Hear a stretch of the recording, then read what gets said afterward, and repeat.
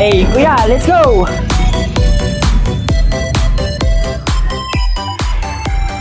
Kuya, ano bang balak nyo? Maliliit na ako, oh! Aba, wala ba akong sakay? Di maghanap kayo ng iba.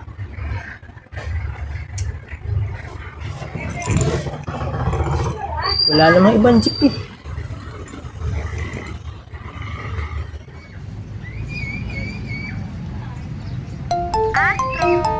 Astro, where na yun?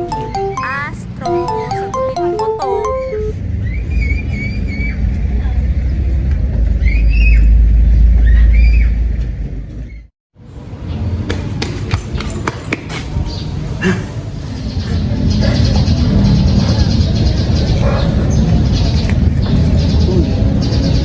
Claire. Tuwin, ha? Tagal umalis ng jeep, eh. Di ko na kasalanan yun. 3 oras naghihintay ng pasahero yung driver. Ululot ka ba? Bakit? Di ba pwede yun? Hindi! E di nalugi siya. Gagawa na naman pala siya pag-lolo ka. Sabi mo after lunch yung meet up. E before dinner na to ah. Dun. Ayun, kita mo yun. Doon tayo naglalaro nun. Ako si Darna, tapos ikaw si ano, si... Tawag dun. Basta. Claire. Kaya nga pala kapag punta dito kasi may sasabihin ako.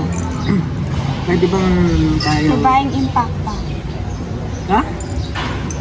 Sabi ko, noon gusto ko maging si Darna. Pero sabi mo hindi bagay. Babaeng impacta na lang kamo kasi mas bagay. Pangit mo kasi nun. Tapos, ismaitim ka pa sa akin. Tapos yung ilong mo, sarap. Pero, ngayon, maganda ka naman ah. Kaya nga, crush kita eh. Nagbabago kasi ang tao. Try mo rin minsan. Lo.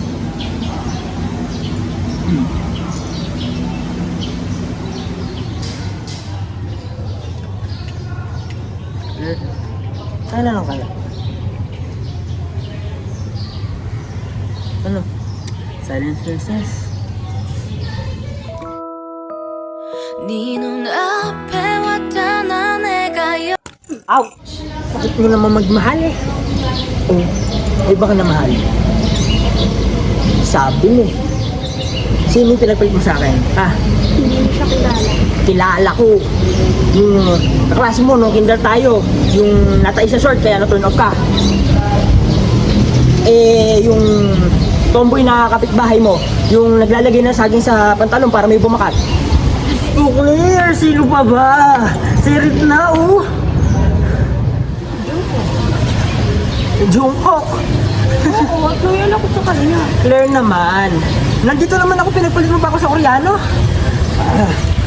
Eto. At namakyo ka pa. Hindi. Hawakan mo kasi. Ayan. Kita mo yan. Ganyan lang kalaki yung titi nila. Partida, galit pa yun. Bastos! Aray. Ano naman? Pinagpalit mo na nga ako, sinaktan mo na naman ako. Namumuro ka na.